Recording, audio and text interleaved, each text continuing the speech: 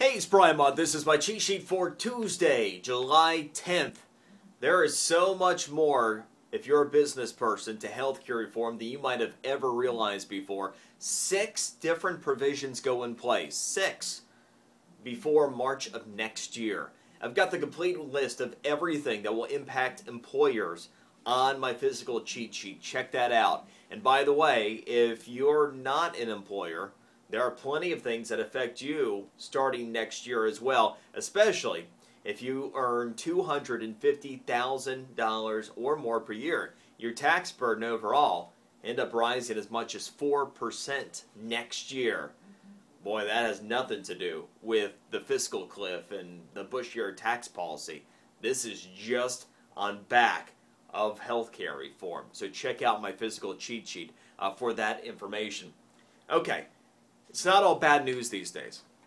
84% of us, get this, 84% of us make more money when adjusted for inflation than our parents did at the same age. Think about that for a moment. 84% of Americans make more money, even when you adjust for inflation, than our parents did at the same age.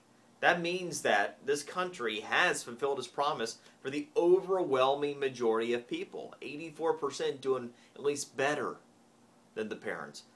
This is where it becomes a little frustrating these days. We're facing the first generation in our country's history in which that might not be the case. Many economists project that our current kids that are coming out of college are going to be the first generation that don't do better than their parents. And a lot of it has to do with the exceedingly high rate of unemployment to begin with. And you start out in unemployment, you start out in debt. Obviously, it's going to take you time to get out of that hole, which makes it all that much more difficult for you to have upward mobility and do better when adjusted for inflation than your parents did. It's why it's so important that we get the economy fixed, and we get it fixed quickly. Because it's one thing if you're unemployed at some point in your life. It's another thing if you start out in your life unemployed and in debt, especially if you have student loans. It screws up everything down the line. Here is some good news, though, beyond the fact that majority of Americans still do better than their parents. Our personal balance sheets, if you looked at yourself like a company, you take a look at your balance sheet, debt to your assets, okay? We have the best personal balance sheets that we've had in this country in 10 years. So you can do the math. That's 2002. That's before the housing boom, which means that we have taken corrective action. We might not necessarily be doing better than we were overall on a relative basis than 2002.